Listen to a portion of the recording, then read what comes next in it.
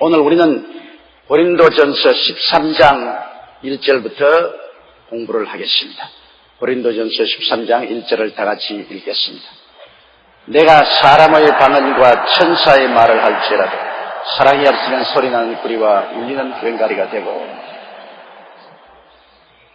사랑과 방언과를 비교해서 말씀하라고 했습니다. 어떤 사람들은 이 성경을 읽고 한 다음 사랑만 있으면 되지, 사람의 방언과 천사의 말, 그것도 무슨 소용이 있느냐 그렇게 말하는데, 성경은 그렇게 가르치고 있지 않습니다. 사람의 방언과 천사의 말을 하는 것은 하나님이 주신 은사고, 그런데 사랑이 거기에 보태어지지 아니하면 그 은사를 사용해도 아무 의미가 없다나 내용이 없다, 그 말인 것입니다. 이것을 잘못 해석하면 안 되는 것입니다. 여러분, 우리가 음식을 아무리 만들어도 양념을 잘 쳐야 음식 맛이 나지 않습니까? 그와 같이 우리가 사람의 방언과 천사의 말을 할지라도 그곳에 사랑이 보태어져서 하나님을 사랑하고 이웃을 사랑하는 마음으로 방언을 하면은 이것이 효과가 있겠거니와, 그 사랑이 없으면 내용이 없다, 그 말인 것입니다. 이 방언은 오순절 날에 120문도가 말한 방언은 사람의 방언이었습니다. 온 천하에 흩어졌던 유대인들이 예루살렘에 오순절날 예배 보러 왔다가 모든 제자들이 자기들 나라 말하는 것을 보고 놀랐습니다. 그것은 지상 방언을 말한 겁니다. 그리고 대개 사람들은 지상 방언을 말하지 않고 성령 받으면 우리가 알아듣지 못한 방언을 말하는데, 성경에는 천사의 말이라고 그랬는데 실제로 천사가 그런 말을 하는지는 모르겠지만 우리가 알아듣지 못한 천국 방언을 말하는 것입니다. 지상 방언 말하는 사람도 있고 천국 방언을 말하는 사람도 있습니다. 나는 과거에 소련이 공산주의였을 때 미국의 붕샤 한 사람의 이야기를 들었는데, 그가 소련에서 교회에서 설교를 하게 되었는데 통역이 여자 통역이었어요. 예수 그리스도의 죽었다가 부활하심을 설교하니까 이 여자 통역이 그만 그 미국 붕사에게 얼굴에 침을 탁 뱉고 말하기를, 우리 공산주의 국가에서는 그런 미신은 믿지 않는다. 난 당신 통역 못한다고 그랬습니다. 교회 사람들은 꽉 들어차는데 통역하는 여자가 얼굴에 침을 뱉고, 우리는 하나님은 없고 예수님도 없고 영혼도 없다. 사람은 죽으면 그뿐인데 당신 통역 못하겠다고 나와버리니 큰일 났습니다. 그래서 그 부흥사가 그 자리에서 하나님 앞에서 울어버렸대요. 그러니까 큰한 방언이 나오는데 유창하게 방언을 했어요. 그러면 성령의 강권적인 능력에 끌려서 방언을 하고 난 다음에 방언이 더 끝이니까 소련 사람들이 앞으로 확 나오거든요.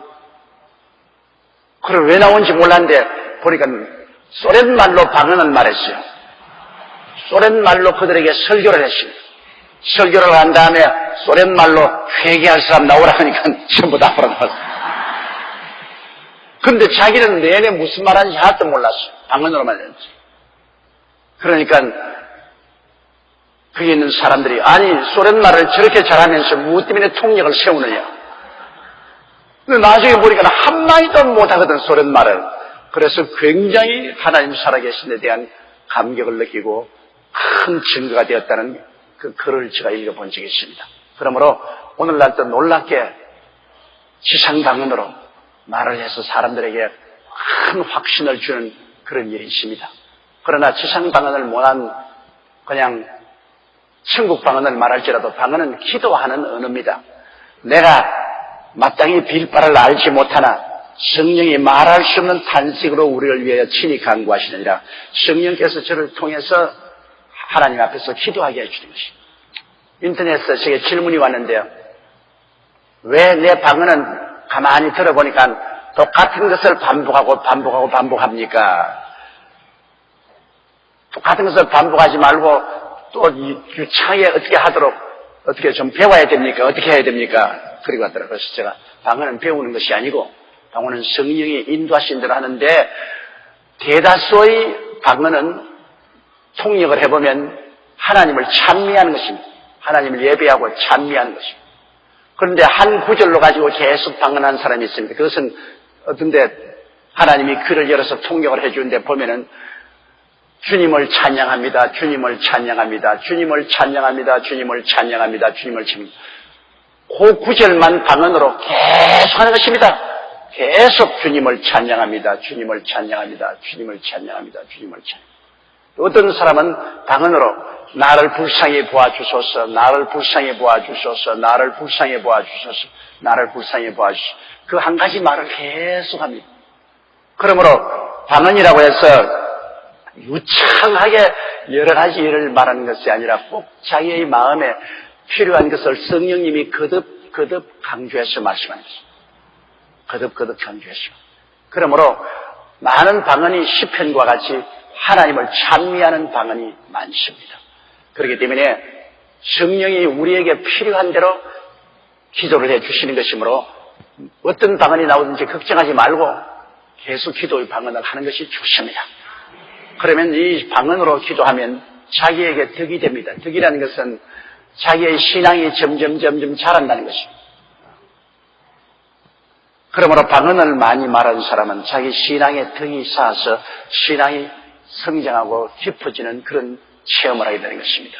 이렇게 된 방언 기도는 우리 개인의 신앙생활을 깊이 있게 하나님과 교통하고 자라게 하는데 큰 힘이 되고, 또 내가 마땅히 빌 바를 알지 못해도 방언을 통해서 하나님 성령이 간절히 기도해 주심으로 모든 문제에서 미리 해답을 주시고 위험에서 보호해 주시는 이런 역사가 일어나게 되는 것입니다. 그러나 사람의 방언과 천사의 말을 할지라도 사랑 없이 행하면 소리는 구리고 울리는 괭과가 된다는 것은 내용이 없다는.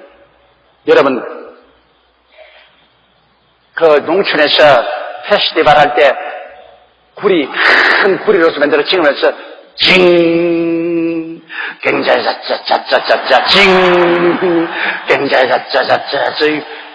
근데 여러분, 그게 소리만 났지 의미는 없습니다. 징 그런데 무슨 의미가 있으며 굉장히 자자한데 무슨 의미가 있나요? 소리 울리는 구리와 소리난 꽹과리에 불과하지 그 속에 내용이 메시지가 없습니다. 그럼 방언에 사랑이 없으면 그렇게 돼요. 나는 성령 받았다. 나는 너보다 더 신령하다. 나는 너보다 더 은사가 많다. 그렇게 교만해서 다른 사람을 무시하고 멸시하고 자기 혼자 방언 말한다고 그냥 막 예배 오는데 큰 소리로 방언을 떨어지기가 다른 사람들 다 기도 못하고 눈 뜨고 붉은이 바라보고 저 사람 방언을 말하는구나. 이렇게 되면 그건 덕을 세우지 않고 사랑이 없으면, 사랑은 덕을 세우는 겁니다. 내가 사람의 방언과 천사의 말할지라도 교회에 덕이 되고 이웃에 덕이 되도록 해야 돼요. 유익이 되도록 해야 돼요. 그래야 그 의미가 있지. 의미가 없는 건 소용이 없습니다. 막 그냥 다른 사람 기도하는데 방해되도록 늘 방언으로 고함을 치고 두드러지면 다른 사람에게 신앙에 덕이 되지 않죠. 다른 사람이 기가 죽어서 말문을. 그럴 때는 조용조용하게 방언으로 기도할 수도 있는 것이고, 또 집에 가서 혼자서 골방에 들어가서 기도할 때 크게 방언으로 기도할 수도 있는 것입니다. 모든 것은 사랑은 덕을 세우는 것이기 때문에 사랑을 가지고 덕을 세우는 데 사용해야지, 덕이 없으면 아무 소용이 없잖아요, 여러분. 이덕 없는 일을 왜 해요? 덕이 있어야죠. 그러므로 사람의 방언과 천사의 말을 할지라도 이것은 언제나 하나님의 영광을 위해서, 또 이웃 사람들에게 덕을 끼치기 위해서 사랑으로 해야죠. 사랑이 없는 언어는 소용이 없다. 의미가 없다. 그러겠어요. 내용이 없다. 그 다음 둘째, 내가 예언하는 능이 있어 모든 비밀과 모든 지식을 알고 또 산을 옮길 만한 모든 믿음이 있을지라도 사랑이 없으면 내가 아무것도 아니요. 예언을 해서 모든 비밀과 모든 지식을 알면 여러분 보통이 아니죠. 이 귀신들이 하나님의 예언의 영을 본받아가지고 점을 치지 않아요. 그 점으로서 쪽집게 점 친다고 쫙 맞춘다고 하면 온 시내가 다 들썩들썩하고 그 점쟁이에게 차려하죠. 요사이 6.13 지방선거가 있으니까 이제 점쟁이들 큰 대목이에요. 한국 보좌관들 보내가지고서 어떻게 되는가 점치. 그건 왜냐하면 사람은 미래를 알지 못함으로 늘 불안하죠. 내일을 알지 못한다는 것은 마음에 늘 불안을 느낍니다. 예수를 믿는 사람은 내일을 손에 잡고 있는 하나님을 알고 있기 때문에 하나님이 내일을 책임져 주시고 돌봐주시고 알므로 편하지만은 하나님을 믿지 않은 사람들은 내일이 어떻게 될지 모르기 때문에 마음에 불안해서 내일에 대해서 예언을 한다고 하는 사람이 있으면 꼭 찾아가서 그 내일에 대한 예언을 들으려고 하는 것입니다. 그리고 또 뭐 사주팔자 보는 사람에게 가서 어떻게 좋은 일이 있을까 물어보는 것입니다. 나는 그럴 때마다 늘 내가 마음에 참 이상한 것은 사주팔자, 나무팔자를 봐주면서 왜 자기 팔자는 못 보냐 그럽니다. 대개 사주팔자 보는 사람 치고 잘 사는 사람 별로 없는데 나무팔자 봐준다면서 길거리에 앉아서 문제를 뽀얗게 덮어서 꼬치구리가 앉아가지고서 있는데 자기 팔자도 못 보는 처지에 누구 팔자를 봅니까? 그리고 또 조롱속에는 새를 갖다 놓고 난 다음에 글자로 제가 새라고 하나 꼭 찍어서 내면 그걸 보고 읽고서 힘이 상국나요. 새가 어떻게 뭘 알고 사람에게 미래를 예언해요? 이게 뭐 사람들이 내일에 대한 불안 때문에 온갖 짓을 다 하는 것입니다. 그런데 이 성경에 보면 예언하는 능이 있어가지고서 모든 비밀을, 내일에 대한 비밀을 다 알고 또 모든 내일에 대한 지식을 다 안다고 해보십시오. 이 사람 돈방석 위에 올라앉았어. 명예와 지위 돈방석 위에 올라앉았어. 한국과 루마니아에 축구 살 때 꼭 이길 것이라고 알았으면 자동차 몇 대를 상급으로 탔다. 근데 나도 좀 알려달라고 기도를 많이 했다고요. 하나님 좀 알려달라고. 왜냐하면 심각하면 안 보려고. 나는 심장이 약해서 그거 못 봐요. 지는 것은 이기는 것은 봐도. 그런데 내 속으로는 0대1로 이길 것 같더라고.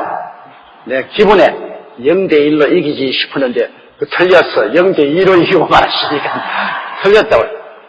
이런 것조차도 여러분 미리 예언적으로 안다면은 그 사람 돈방석 위에 올라앉았죠. 모든 경품에 1등을 하니까. 그러니까 미래를 예언한다는 것은 여러분 하나님만 아시지 사람은 알지 못하는 것입니다. 그러므로 우리는 그런 쓸데없는 점치는 것이나 사주팔자에 의지하지 아니하고 미래를 손에 쥐고 있는 하나님을 믿고 순종하면 하나님이 알아서 돌보아 주시는 것입니다. 그게 제일 좋아요. 그냥 사행심을 가지고 공짜를 받아서는 안 될 것입니다. 그러나 서로 여러분이 그런 예언의 능력에 있어 지식과 비밀을 다 안다고 해도 사랑이 없으면 내가 아무것도 아닙니다. 내가 무용지물이라는 것입니다. 사랑이 있어가지고서 하나님께 영광을 돌리고 이웃에게 덕을 세우기 위해서 하지 않고 내 이름을 위해서 내 명예를 위해서 내 욕심을 위해서 쓰면 그것은 내가 하나님 앞에서는 아무것도 아닌 것이다. 아주 무용지물이에요. 내가 무용지물이 되는데 뭘 하겠습니까? 그리고 또 성경에 보면은 내가 산을 옮길 만한 모든 믿음이 있을지라도 사랑이 없으면 내가 아무것도 아니에요. 산을 옮기는 믿음이 얼마나 큽니까?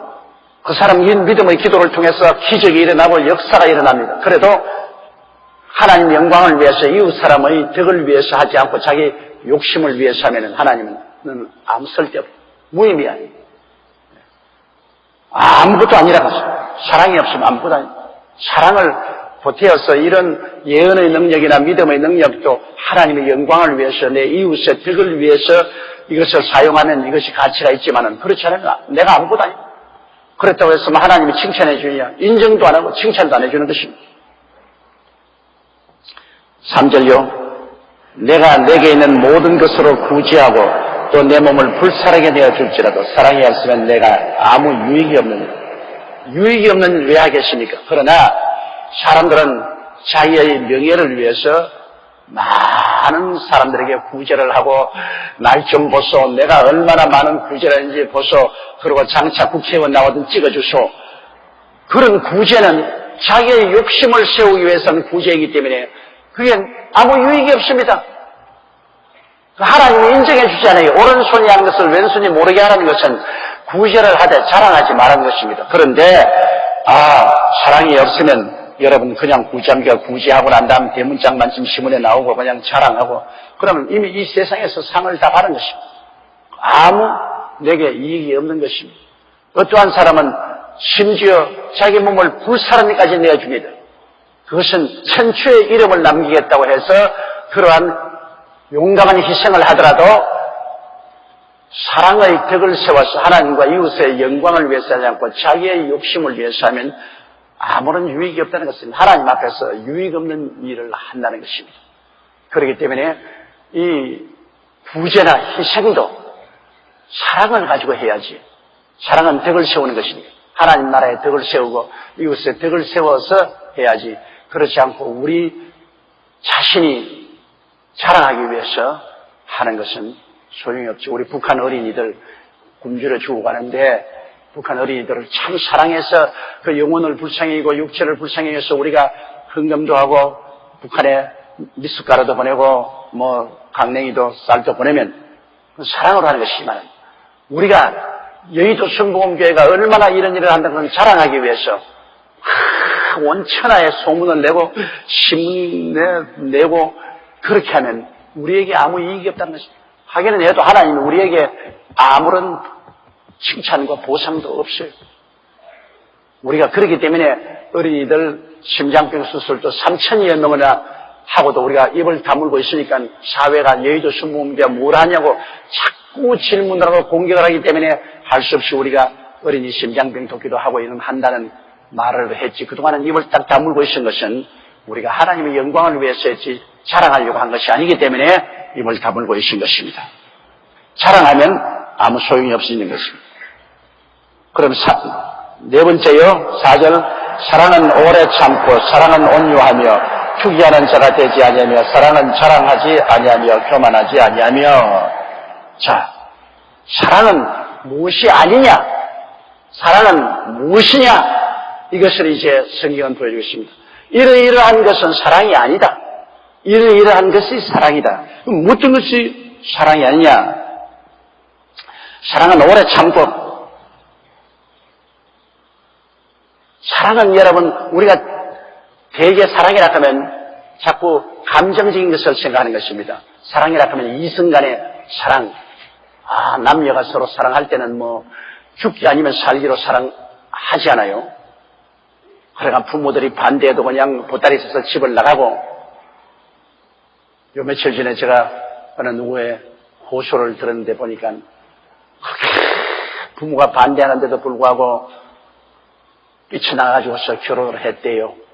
해가지고서 딸 하나를 낳고 20년을 살았는데 내내 그 신랑이 놀기만 하고 밥도 안 벌어먹고 그래서 20년을 그 부인이 신랑 먹여 살리고 신랑 용돈 대고 그리고 또 얻어맞고 이제는 지칠 대로 지쳐가지고서 더 이상 살아갈 용기와 힘이 없으니까 목사님 나는 이혼해야 되겠습니다. 나는 예수를 믿고 의지하면서 오래오래 참고 여태까지 20년 신랑을 봉사했으나 이젠 더 견딜 수가 없습니다. 이젠 이혼하겠으니 목사님 허락해 주십시오. 내 딸도 아닌데 왜 나보고 허락받아? 그래서 내가 너 손으로 너 눈을 찔렀구나. 부모들이 그렇게 반대할 때는 벌써 부모들은 오래 살았기 때문에 알지 않아요. 부모들은 아니까 반대를 하는데 부모 반대하고 그늘이고 쪽박차고라도 같이 있으면 행복할 것이라고 뛰쳐나가가지고서 그 고생을 한다고. 그 인간의 사랑, 그건 에로스 사랑, 육체적인 사랑이란 에로스 사랑은 6개월 내지 1년 가면 오래 갑니다. 나는 어느 시집을 보낸 딸이 그 신랑하고 싸움을 하고 난 다음에 집에 돌아와서 친정에 와서 부모에게 나는 더 이상 안 살란다. 왜냐? 나는 애정 없는 삶을 살지 않겠다. 남편이 뜨거운 애정과 사랑으로 대해줄 줄 알았는데 세월이 흘러가니까 뭐 남편이 제 얘기도 늦게 귀가하고 뭐 별로 애정적 표현도 없이 나는 애정 없는 사람하고 안 살겠다니까. 그 아버지가 뭐라고 말하냐면 야 이년아 애정이고 개빽딱이고 사람이 살면서 늘 그런 흥분과 감정만 가지고 사는 줄 아느냐? 이 바보 천치야. 남편이 돈 잘 벌어다 주어서 이 식주 문제 해결해주고 그리고 속성티 안 하면 훌륭한 1등 남편으로 알지.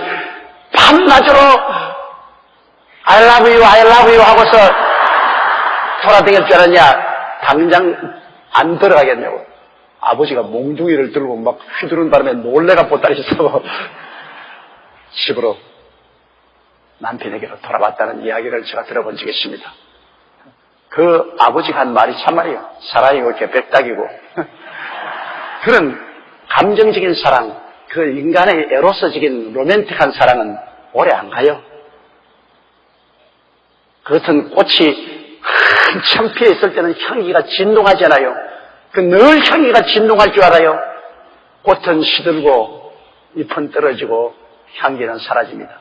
그 다음 남는 것은 열매가 남아요. 열매가. 우리 부부의 생활도 늘 그런 로맨틱하고 뭐 향기롭고 전율이 오고 그런 것만 있으면 사람이 못 살죠. 그건 제일 처음 조금 있고 그 다음에 열매를 맺고 사는 것입니다. 열매는 뭐냐? 자식 낳고 가정 이루고 그러고 사는 거예요. 건실하게. 그러니까 로맨틱한 사랑이 없다고 낙심하면 안 됩니다. 그저 건실하게 사는 것입니다. 건실하게. 우리 어머님이 늘 그런 말씀하죠. 아주 바글 끓는 쟁개비 사랑은 얼마 안 갔다가 없었지만 나같이 조선소처럼 부글부글 끓는 것이 오래간다. 우리 옛날에 한국 조선소선 그 쇠가 두꺼워가지고서 여간 불 때여도 빨리 뜨거워지지도 않냐고. 한 번 또 불이 떼어서 달아놓으면 빨리 끄지지도 않아요. 그저 부글부글 끝이 쟁개비는 불 끄지면 쏴 지우. 근데 요사이 젊은이들은 쟁개비 사랑을 많이 확 끓었다가 샥 사라지면 그 다음 또 보따리 사고 또 헤어지고. 그러나 옛날 시절에는 조선소 사랑이에요. 날 절실 불을 떼어도 별로 사랑도 안 한 것 같고 결혼하고 난 다음에 별로 그렇게 뜨겁게 사랑도 안 하는 것 같고 하는 것 같지도 않고 안 하는 것 같지도 않고 그래 있어도 그래도 아들 딸 놓고 다 살고 해가 진갑다 지내고 그냥 사는 거예요. 헤어졌다가 만났다가 헤어졌다가 만났다가 그렇게 하지 않는 것입니다. 그런데 그것은 에로스 사랑이고 여기 성경이 말하는 그런 에로스 사랑이 아닌 것입니다. 그 다음에 사랑이 필레오 사랑입니다. 필레오 사랑은 친구 간의 사랑입니다. 친구 좋죠. 사람이 이 세상에 외로운데 혼자 못 살아요. 친구가 있으면 좋죠. 너무 많은 친구가 있으면 귀찮지만은 다정한 친구 한두 사람은 있으면 참으로 서로 대화도 나누고 염려 근심도 나누면 참 좋죠. 그러나 그 친구도 부담이 되면 그만 친구가 안 됩니다. 여러분 친구가 와가 자꾸 돈 빌려달라, 뭐 옷 빌려달라, 뭐 해달라 자꾸 그러면 친구가 부담이 되면 나중에 피하게 되는 것입니다. 부담이 서로 안 돼야 되는 것입니다. 서로 비등비등하게 살면서 서로 부담이 안 돼야 친구가 되죠. 내가 옛날에 고등학교 다닐 때 친한 친구가 한 사람이 있었습니다. 굉장히 친해서 내가 그 집에 가서 자기도 하고 음식도 얻어먹고 그도 우리 집에 가서 자기도 하고 친한 친구였는데 이 사람이 제가 목회를 하고 우리 신학교 교수 노릇을 할 때 부산에서 완전히 망해가지고서 서울로 올라왔어요. 서울로 올라와서 막 너무나 간절히 나를 만나기 원하는 거예요. 그래 내가 한번 만나주니까 옛날에는 그냥 우리가 서로 친구로 좋아했는데 이건 막 얼마나 나를 좋아하는지 그건 뭐냐 내게 도움받으려고 용기야 너 같은 친구가 어디 있느냐 우리 고등학교 다닐 때 우리 얼마나 친했느냐 얼마나 친했지 않았냐 너 반갑다 그러더니만 나보면 우리 아내가 어린애기를 가져서 지금 병원에 입원해야 아기를 낳기는데 입원비가 없다.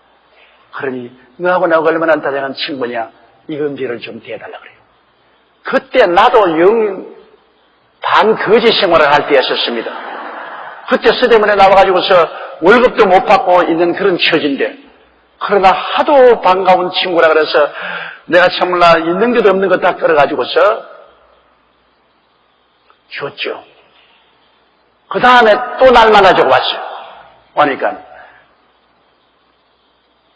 뭐 사글새 방에서 쫓겨났는데 올 때 갈 데가 없으니까 날 보고서 사글새 방 하나 구해달라 그래. 그래 내가 그랬어. 야, 너만 사글새 방이냐? 나도 사글새 방이다. 나도 조금 잘못하면 쫓겨날 처지는데 너 자꾸 이러면 친구가 아닌데 그래. 그러니까 그러니 친구지 친구 아니면 오겠느냐 그래요. 그 다음부터 그 친구가 오른편에 오면 왼쪽으로 다 도망을 쳐버렸었어요. 종로 내거리를 걸어가다가 저쪽에 그 친구가 오면 난 골목길로 도망들어. 지나가면 또 나와갔다. 그렇게 친한 친구도 결국 부담이 되니까 그 부담이 된 친구하고는 사라져버린 겁니다. 친구도 서로 부담이 안 되고 주고받고 서로 동등하게 이랬어야 되지요. 부담이 되지 말아야 됩니다. 결혼생활 떠나집니다. 결혼생활 때 여러분 부부도 결국은 나중에는 친구가 되는 겁니다. 친구. 부부가 언제나 그런 아주 에로스 사랑으로 정열적인 그런 것으로 머물러 있는 것이 아니라 그런 것이 나중에는 인생을 같이 사는 친구가 되어요. 그러면 부부간에라도 친구가 되어서 살려면은 서로 시집이나 친정집이 어지간히 평균 수준이 맞아야 됩니다. 너무 기울어지면은 절대로 안 돼요. 신랑은 막 너무나 잘 사는데 신부는 너무나 못 사는다. 그러나 인물이 이쁘고 그러니까 막 자꾸 구애를 해서 와 신랑 집이 저렇게 잘 사니까 시집 잘하겠다고 가놓으면 평생의 눈물 바가지입니다. 왜? 무시와 멸시당하니까. 동등하지 않게 친구가 안 돼요. 언제나 종이 돼요. 너 못 먹고 못 입고 못 사는 것 거지 같은 거 데려다가 호의호식 시키니까 뭐 금방 떨어 이렇게 말하는데 얼마나 마음에 충격을 받습니다. 열등의식과 좌절감이라는 것이 무시무시하거든요. 친구가 안 되고 그건 주인과 종의 관계가 되는 것입니다. 그렇기 때문에 여러분 결혼생활도 서로 어느 정도 이퀄이 되어야 되는 것입니다. 친정과 시집이 어느 정도 생활이 이퀄이 되어야 되고 또 그 사람의 교육 수준도 어느 정도 이퀄이 되어야 되는 것입니다. 한 사람은 대학원을 졸업하고 한 사람은 초등학교도 못 나오고 대화가 안 되죠. 그럼 나중에는 친구가 안 되고 그거는 선생과 제자처럼 되어버리고 마는 것입니다. 이러므로 필레오 사랑, 친구의 사랑이라는 것은 서로 부담이 되지 않을 때 있는 것이 안 그러면 안 됩니다. 세 번째 사랑은 스톨케 사랑입니다. 스톨케 사랑이라는 부모와 자식 간의 사랑입니다. 부모와 자식 간의 사랑은 여러분 참 힘든 사랑입니다. 내리사랑이니까. 자식은 부모를 그렇게 애틋하게 생각 안 해요. 자식은 부모에 대해서 그냥 율법적으로 의무적으로 사랑하지만은 부모는 자식에 대해서 천례적인 가슴에 닿는 사랑을 하고 있어요. 그래서 옛말에 있지 않습니까? 자식이 죽으면 가슴에 파묻는다고. 그거 정말입니다. 부모님은 자식을 가슴 속에서 사랑하지만은 자식은 그냥 의무적으로 부모를 씁니다. 더구나 부모가 잘할 때 잘 해주지 못하면 그걸 전부 마음에 이렇게 원한을 품고 있어가지고 나중에 장성하면 일일이 부모에게 그 원망을 하고 불평을 하고 합니다. 먹고 입히고 기른 거 한 것 공로는 생각하지 아니하고 얼마나 잘했지. 얼마나 교육을 잘 시켜주고 남대대로 잘해줬냐. 그거 뭘 해주면 그거 가지고 내내요. 날라서 뭘 해줬냐고 그렇게 공부합니다. 그러므로 부모와 자식 간의 스톨케 사랑은 일방적인 사랑입니다. 내리사랑이기 때문에 부모가 자식에게 늘 속죠. 그래서 옛말에 있습니다. 형제 간에도 절대 동업이 안 됩니다. 왜냐? 서로 동업을 하면 서로 조금씩 이익을 속이니까 결국 형제 간에 싸움을 하죠. 부부 간에도 동업이 안 된대요. 남편인 마누라가 몰래 조금 속이고 마누라도 남편 몰래 조금 속이니까 동업이 하는 나중에는 왕창 하는데 부모 자식 간에는 동업이 된대요. 왜? 자식이 속이는 거 부모가 뻔히 알면서도 가만히 있으니까. 부모 자식 간에는 사업을 하면은 자식이 자꾸 해먹지 않아요. 부모가 그 자식이 해먹는 걸 알고도 가슴 쓰리면서도 그대로 가만히 있는 겁니다. 부모가 손해를 보는 거예요. 그것이 부모 자식 간입니다. 그렇기 때문에 자식 이기는 부모가 없어요. 여러분 자식 이긴 부모 있으면 손 안 들어봐요. 아무도 없지요. 없어요. 이길 수가 없어. 속이 상하지. 잘못하면 그냥 속이 상해서 못 견디지만은 그러나 이기지는 못해. 그것이 부모가 사랑 때문에 약해지는 것입니다. 사랑은 무한히 약해져요. 여러분 예수님의 십자가에 그렇게 매달린 거 보십시오. 하늘과 땅을 지으신 하나님의 아들이 무슨 힘이 없어가 그렇게 십자가에 못 박혔습니까?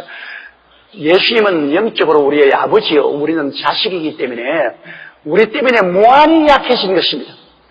왜? 우리의 죄와 불결과 질병과 저주와 절망을 청산해 주지 아니하면 우리가 다 멸망받을 테니까 전치 전능 무소부지하신 하나님임에도 불구하고 우리 때문에 무한히 약해져서 그것을 다 걸머지고 몸짓고 피 흘려 죽으실 것입니다. 그게 사랑입니다. 사랑은 약해져요. 사랑하는 상대 때문에 자기가 무한히 약해지는 것입니다. 강해지지 않아요. 아주 부부간에 살아도 부인이 나이를 먹을수록 세지지 않아요. 남편들은 나이를 먹을수록 약해져가지고 빌빌하지. 정말로 나이를 먹어갈수록 부인은 강해지고 남자는 약해져요. 그런데 그 부인이 꼼짝도 못하는 것은 자식들 앞에는 꼼짝도 못해요. 남편에게는 큰 소리 하면서. 옛말에 있잖아요. 남편 밥은 누워서 먹고 자식 밥은 앉아서 먹고 사위 밥은 서서 먹는다고. 남편 구박하지 마세요. 좋으나 나쁘나 남편 만큼 좋은 사람 없다고요. 남편 밥은 누워서 먹어요. 딱 들어 누워서 밥 먹여라. 자식에게 그렇게 하나요? 자식이 머리가 커지면은 앉아서 먹어요. 사위는 백년 손님이요. 서서 먹어야 돼요. 서서 먹어야 돼요. 그러니까 아내에게는 좋든 밉든 그래도 남편이 제일이고 또 남편도 좋든 밉든 아내가 제일인 것입니다. 다른 사람들이 잘해준다 해도 그렇게 잘해줄 수 없죠. 그 스톨키의 사랑은 내리사랑, 희생의 사랑입니다. 여기 말하는 하나님의 사랑은 아가페 사랑입니다. 아가페 사랑은 스톨키의 사랑보다 더 강한 것입니다. 왜냐? 스톨키의 사랑, 부모의 사랑은 자기 자식에게 대한 그렇게 사랑합니다. 남의 자식 그렇게 사랑 안 해요. 내 자식, 내가 낳은 자식에 대해서는 그렇게 내리사랑을 하지만 남의 자식에게 그렇게 내리사랑합니까? 안 해요. 나는 지금까지도 내가 잊을 수 없는 기억은 제가 피난 생활할 때 그 부산 매축지에서 하루는 철도가 있는데 그때 화차에 석탄을 싣고 나와요. 석탄을 싣고 오면 피난민들이 개미떼 같이 석탄차에 올라가서 석탄을 끌어내려요. 그래야 석탄을 그래가지고 팔면은 보리쌀이나 쌀도 사 먹을 수 있습니다. 다른 벌이가 없으니까 막 개미떼 같이 올라가서 그러면 대개 그때 미군 헌병들이 그 석탄을 지키는데 공포탄을 터면서 잡으러 뛰어옵니다. 그 잡히면 무자비하게 얻어맞고 짓밟히고 해요. 그럼 막 개미처럼 뛰어내려오고 또 지나가면 확 올라가고 도둑질하는 사람도 말할 수 고통스럽고 지키는 사람도 말이 아니 왜 죽기 아니면 살기 그 상황이니까. 근데 하루는 제가 그 철도가에 있으니까 어린아이가 한 6, 7살쯤이면 어린아이가 차에 올라가서, 마차에 올라가서 막 석탄을 막 퍼내 먹는. 그럼 아버지는 밑에서 막 한 40대는 아버지가 막 주워 담아요. 내가 보니까 피난 내려오는데 엄마와 다른 데는 모르고 그 아버지와 아들 둘이가만 와서 사는 것 같아요. 그런데 저쪽에서 그냥 MP가 막 오니까 전부 다 석탄에서 뛰어내렸는데 얘가 가져온 석탄 덩어리 하나가 화차 밑으로 들어갔어. 내려오자마자 그 애가 화차 밑에 기어 들어가서 석탄 덩이를 앉는데 차가 드르륵 흐르면서 움직이셔요. 사람들이 전부 다 안식은 죽는다 고함을 치는데 아무도 그 애를 구원하려고 하지 않는데 바퀴가 지금 굴러오는데 그게 다이빙을 하고 뛰어들어간다고 40대 그 아버지가 애를 밀려고 뛰치니까 허리는 철길에 얹혀있고 손을 가지고 애를 갖다 밀어버리니까 애가 저 밖으로 떨어진 아버지 허리 위로 바퀴가 지나가요. 근데 허리 부러지는 소리가 뚝뚝 크더라고요. 근데 막 보니까 막 눈에 막 불덩어리가 떨어지고 막 코를 쭉 흘리면서 애 보고 얼마 있어 아버지는 바퀴가 자꾸 지나니까 반동아리가 돼버렸어요. 몸 안채는 안으로 떨어지고 밖은 맞아. 그 떨어져 죽으면서도 마지막 그 어린아이를 보고 이렇게 빨리 피하라고. 나는 그때 굉장한 충격을 느꼈습니다. 내 마음속에. 제가 그때 중학교 학생이었으니까. 저 바보 천치가 되냐. 아들은 죽으면 장가가면 또 낳으면 될 것 아니야. 왜 지가 뛰어들어가서 스스로 죽느냐. 지금 바보 아니냐. 나는 그때 아버지가 되어보지 못한 사람이기 때문에 그렇게 쉽게 판단을 하고 참 이 세상에 바보도 있다 그렇게 생각합니다. 세월이 흘러가서 나도 결혼하고 자식을 낳고 아버지가 되어보니 그 생각을 참 네가 그 자리에 있으면 어떻게 하겠는가. 너 아들이 그 화차 밑에 들어갔는데 너가 그에 있으면 어떻게 하겠는가. 발장 끼고 있겠는가. 그렇지만 이성적으로 생각해서 너는 죽어도 내가 또 장가가서 또 새로 낳으면 된다 그렇게 생각하니까 사랑은 여러분 그런 이론이나 이성을 초월하는 것입니다. 내가도 뛰어들어가요. 여러분도 뛰어들어갈 거예요. 여러분 자식이 그러면 별도리 없이 뛰어들어가요. 그거는 이성이 아니라 사랑이기 때문에 그런 것입니다. 미국에 16살에 7살은 딸이 신장 신위염이 걸려가지고서 신장 이식 수술을 안 하면 못 살았는데 신장이 조사해보니까 맞는 것이 아버지 신장이 맞아요. 아버지가 신장 하나 떼줬죠. 근데 얼마 있지 않아요. 떼준 신장이 몸에 맞지 않아가지고 또다시 그 딸이 죽게 되었습니다. 그러니까 그 아버지가 자기 남은 마지막 신장을 떼주겠다고 신청했어요. 그 미국 의학협회에서 이거는 살인이다 말이에요. 하나밖에 없는 신장을 딸에게 떼주고 그러면 이제 아버지는 어떻게 살아요? 그래도 아버지는 뭐라고 말하냐면 아버지가 자식에 대한 사랑은 윤리와 도덕을 초월한다. 무슨 의학협회에서 이거는 비윤리지고 비도덕이라 했는데 윤리와 도덕을 초월한다. 나는 우리 딸을 사랑하기 때문에 내 마지막 신장을 떼달라. 그래서 그 남은 신장을 그 딸에게 떼주고 그 아버지는 평생을 투석기에 몸을 맞춰가지고서 기계로서 피를 흘러내고 그것만 몇 년 못 살아거든요. 왜 그런 바보짓을 합니까? 왜 그런 바보짓을? 왜 해요? 왜 그런 바보짓을? 자기 이익 보려고 합니까? 아닙니다.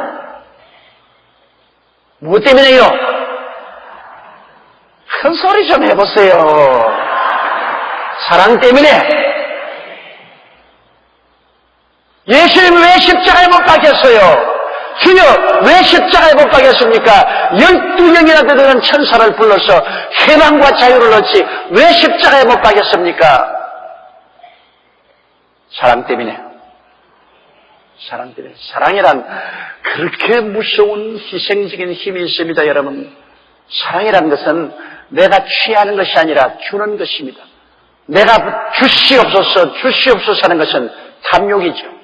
사랑은 주고 또 주고 또 주고 이런데 하나님의 아가페 사랑이라는 것은 스톨케와 뭐가 다르냐, 부모 사랑과 뭐가 다르냐. 부모는 자기 자식만 사랑하지만 하나님은 세상을 이처럼 사랑하사 온 세상 죄인을 사랑하는 것입니다. 내 자식만 사랑하는 것이 아니라 온 세상 사람들을 사랑하사 그 아들을 내주셨다. 하나님의 사랑에는 아가페 사랑은 조건이 없습니다. 너 인물이 잘나기 때문에, 네가 학식이 많기 때문에, 가문이 좋기 때문에 사랑한다. 그런 조건이 없습니다. 하나님의 사랑은 무조건하고 사랑하는 것입니다. 무조건하고 사랑. 부부간의 애로서 사랑은 굉장히 조건부 사랑이죠. 조금이라도 틀리면 이혼하죠.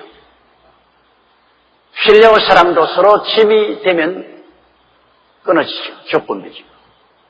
스톨게 부모의 사랑도 내 자식이란 조건이 있죠. 그러나 하나님은 사랑은 조건이 없습니다. 아가페 사랑은 무조건하고 사랑하는 것입니다. 따라 말씀드립니다. 아가페 사랑은 무조건하고 사랑해 주신다. 기운이 싹 빠지네, 그냥, 여러분이. 안 믿어지지요? 그러나 사실이요. 여러분, 우리 자신들 한번 가슴에 손을 얹고 생각해 주시고, 우리 사랑받을 만한 자격이 있어요? 사실을 내 스스로 생각해 볼 때 내가 사랑받을 자격이 없어요. 저도 여기 아까 기도할 때 제가 나보고 말했습니다. 조용기, 네가 하나님께 사랑받을 자격이 있느냐 도대체. 사랑받을 자격이라고 내 스스로 생각할 때 아무것도 없어요. 저는 하도 하나님 앞에서 무식하고 지혜롭게 없게 하기 때문에 저는 늘 기도할 때 말이야, 하나님이 돌대가리를 좀 사랑하여 주시옵소서. 난 내 이름이 돌대가리입니다. 아버지, 난 돌대가리입니다. 이 돌대가리를 주님께서 붙들어 주십시오. 이 돌대가리를 어떻게 주님이 사랑합니까? 내가 나를 봐도 사랑 못하겠는데 하나님 왜 날 사랑합니까? 하나님 왜 날 사랑합니까? 이해할 수가 없습니다. 하나님의 사랑은 아가페 사랑. 저 하늘을 두루마리 삼고 땅을 먹물로 삼고 모든 산에 있는 새들의 깃털을 펜으로 삼아서 하나님 사랑을 기록해도 다 기록하지 못한다고 말하셨습니다. 그런 하나님의 사랑이 높고 깊고 한없이 넓은 것 우리가 청량할 수 없습니다. 이것이 아가페 사랑입니다. 그러므로 이 하나님의 아가페 사랑은 오래 참고 사랑은 오래 참는 것입니다. 왜? 사랑한 상대가 잘나도 못나도 끝까지 그를 위하기 때문에 오래 참죠. 여러분, 부모가 자식을 사랑하는 것 얼마나 오래 참습니까? 진 자리 마른 자리 가라니시며 손발이 닿을토록 고생하셨네. 사실은 여러분, 정말로 자식을 낳아보면 진자리 마른 자리 가라니며 손발이 닿을토록 고생을 하는, 그 똥 산다고 때리고 오줌 산다고 때리고 그냥 발길로 차면 여기 앉아있을 사람 한 사람도 없어요. 다 죽었지. 다 죽었어요. 사랑 때문에 그냥 화가 나고 귀찮아도 그래도 또 똥 싸면 치우고 오줌 싸면 또 오줌 닦아주고. 정말 우리 어릴 때 보면 저는 9 형제간인데 꼭 밥 먹을 때 동생이 똥을 누거든요. 밥상에 똥을 싸면 막 냄새가 나가면 우리 집에 코를 자고 막 근데 어머니는 뭐 아무것도 안 하고 그 똥 다 치우고. 그러고 난 다음에 옛날에 뭐 시골에서 뭐 어디 나가서 수돗물에서 손이나 씻습니까? 그 손으로 또 밥을 잡숴요. 그 사랑 아니고는 그럴 수가 없죠. 사랑은 오래 참습니다. 그래서 우리는 부모님의 사랑으로 오래 참기 때문에 우리가 다 이렇게 대서번 가려내고 이제는 어른이 되고 이제 이렇게 됐잖아요. 그 사랑 때문에 그렇게 됐죠. 그러면 아가페 사랑은 하나님이 여러분과 나를 보실 때 정말로 도덕적으로 윤리적으로 똥오줌 다 사잖아요. 교회 나고 예수 믿는다고 하면서 똥오줌 다 사고 못된 짓 다 하고 막 하나님이 보고 아이고 이놈의 자식 한두만 때렸으면 뭐 우리가 다 박살이 났지 뭐 살아남을 수 있나요? 그러나 회개하면 또 용서해 주시고 회개하면 용서해 주시고 하루에 7번씩 이러면 749, 490번이라도 회개하면 용서해 주라. 우리 사람들이 그거를 악용을 해가지고서 뭐 아무리 죄를 지어도 용서만 해달라면 용서해 주니까 또 적당히 또 죄 짓고 살자. 그러니까 하나님 속을 숙이고 나중에는 하나님이 이놈 좀 매를 때려야 되겠다고 그래서 사람의 매를 때려서 슉 하고 맞고는 아이고 내 죽습니다. 목사님 안수해 주십시오. 오는 사람이시. 하나님은 용서해 주시고 용서해 주시고 용서해 주시고 그러나 사랑은 그냥 무조건하고 그러니까는 끝없이 용서만 해주는 것이 아니고 나중에는 또 사랑의 채찍도 들어야 되겠어요. 사랑의 채찍을 들어서 종아리를 때리게 돼요. 자식 키우는데 여러분 자식이 아직 철이 없을 때는 끝없이 용서해 주지만은 사랑해 주지만은 철이 들었는데도 불구하고 잘못하면은 그때는 부모가 채찍을 들어야 사랑을 하는 것입니다. 철이 들었는데도 불구하고 못되게 구는 것 그대로 응석을 바라놓으면 그 자식을 망하게 한 것입니다. 참으로 자식을 사랑하는 부모는 철이 없을 때는 끝없이 진자리 마른자리 가야누이고 대수번 갈아주고 돌봐주지만 철이 들고 난 다음에도 잘못할 때는 단호하게 채찍을 들어야 돼. 채찍을 들어서 눈에 불이 번쩍 나도록 징계를 해야 자식이 올바르게 되는 것입니다. 성경에는 자식을 채찍으로 때리면 그 영혼을 구원한다고 그랬습니다. 오늘날 시대에 자녀 교육의 절대적인 잘못은 부모들이 기죽이지 말라고 자식들에게 채찍을 안 때립니다. 우리 자식 기죽이지 마라. 그러니까 학교 선생이라도 그 학교에서 못되게 구는 것 좀 때리면 부모가 그냥 전화를 걸고 학교 들어가서 선생 멱살을 잡고 이직거리를 해요. 그 자식을 버리죠. 자기 자식 기죽이지 말라. 길을 다스려야지. 길을 못 다스리면 진짜로 나중에는 자기도 죽고 가족도 다 죽여요. 많이 때려서 키운 자식이 효도해요.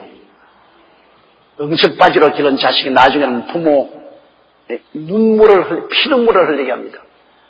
자식 귀엽다고 응석바지로 키워놔 보십시오. 나중에는 부모의 눈에 피눈물 나게 해요.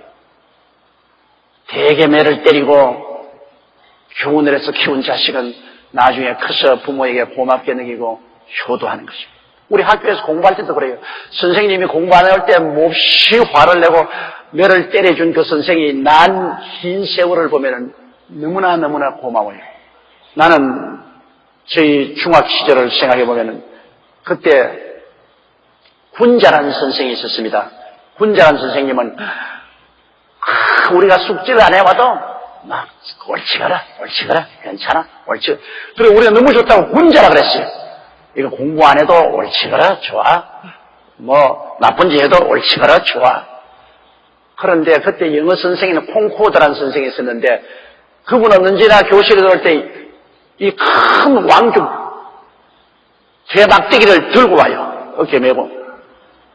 그래가 막 영어 숙제 안 해오고 영어 단어 안 해오고 영어 문법 공부 안 해오면 무조건 하고 데리고 나서 그냥 막 엎드려 놓고 때리는데, 그래서 우리가 그 선생 콩코드라 그랬는데 언제나 저놈 안 죽냐, 저놈 교통사고 나면 좋겠다, 저놈 몹쓸 병에 걸리면 죽었으면 좋겠다. 우리는 그렇게 했어요.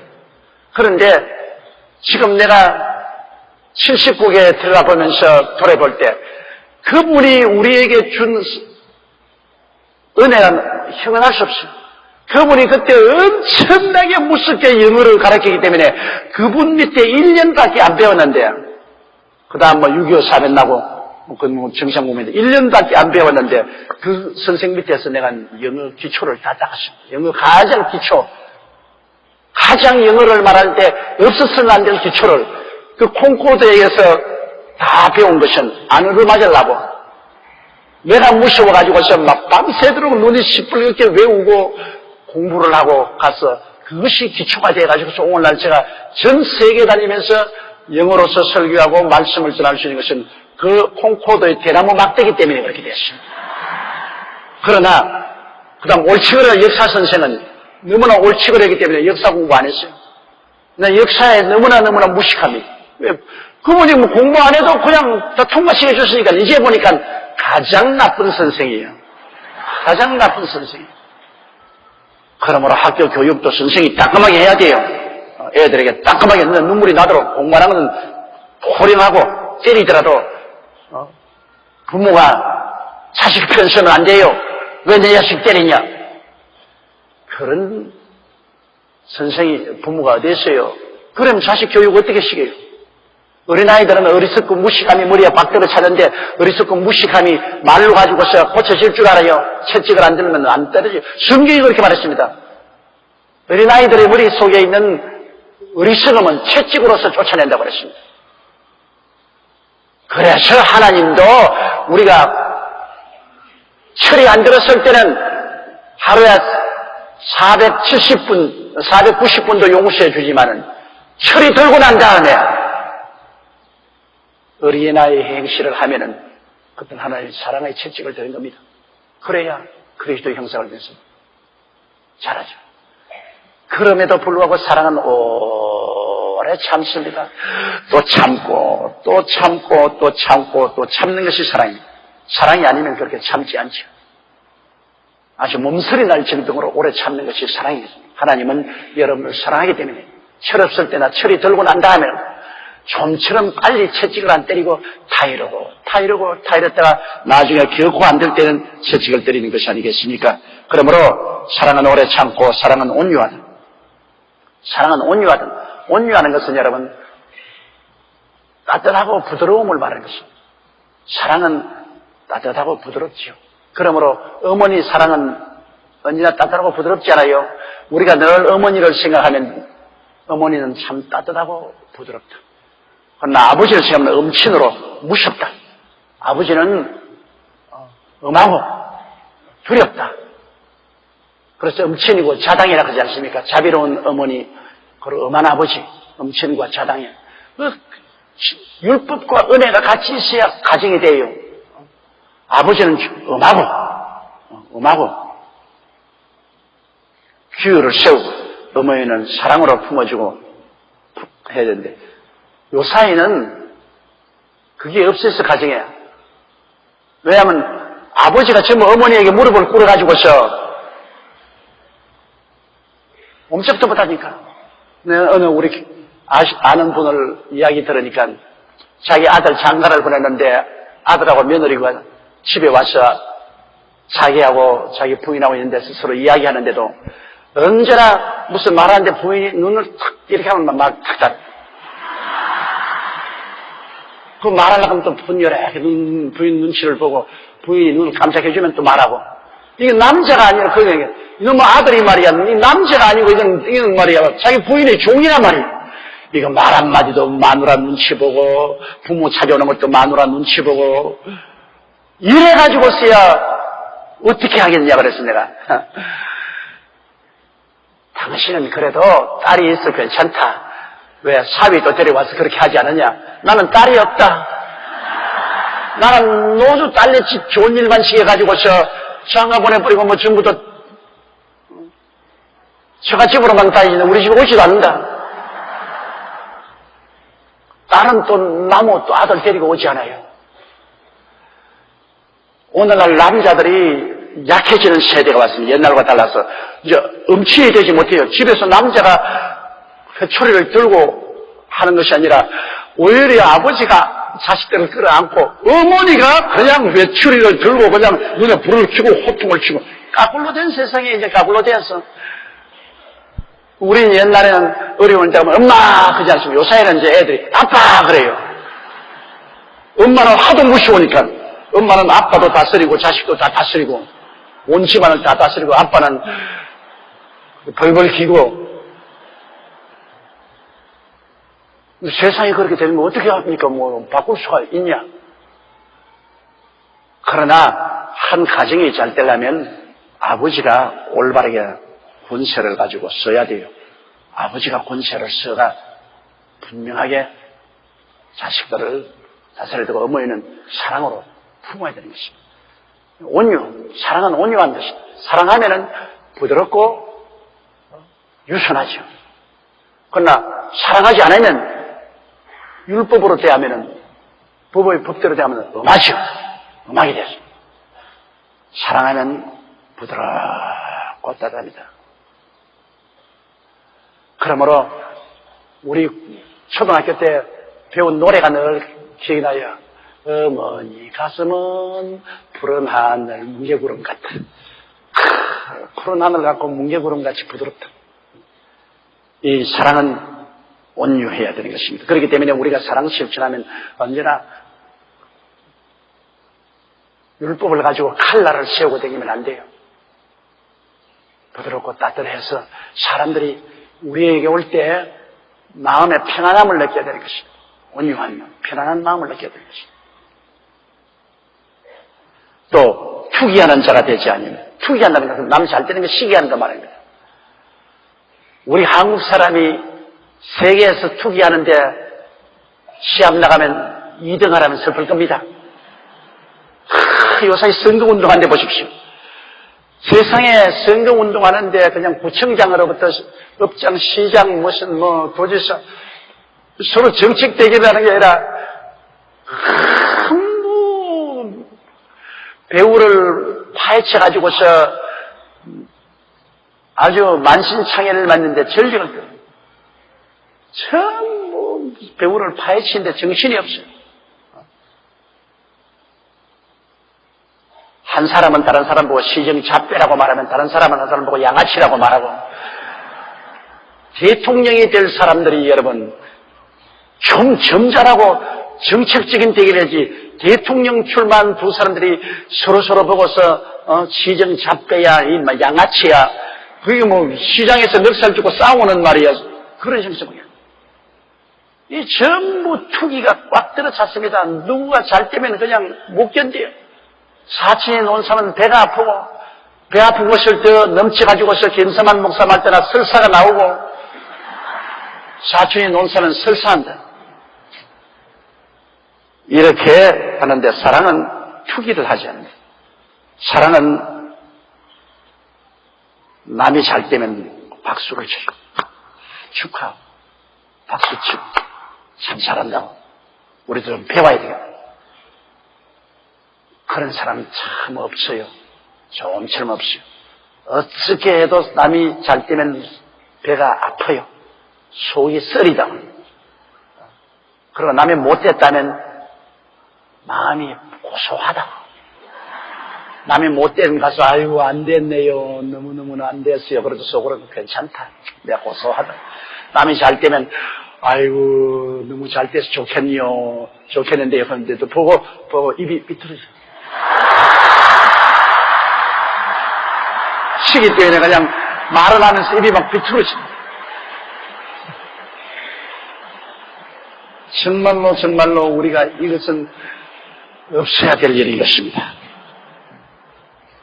그리고 사랑은 자랑하지 아니하면 왜 자랑하지 않냐? 내가 너무 자랑하면 다른 사람들이 열등의식과 좌절을 느끼잖아요. 내가 자네가 너무 자랑하면 승무하지 못한 사람이 너무 좌절하잖아요.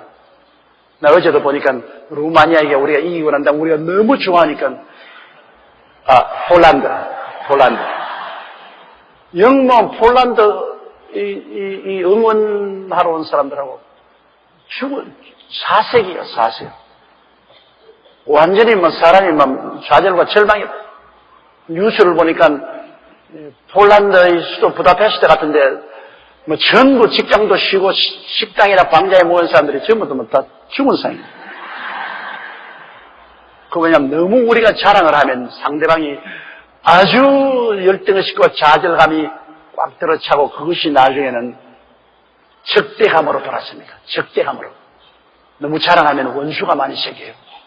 그래가 오히려 파괴하려고 달라들이지.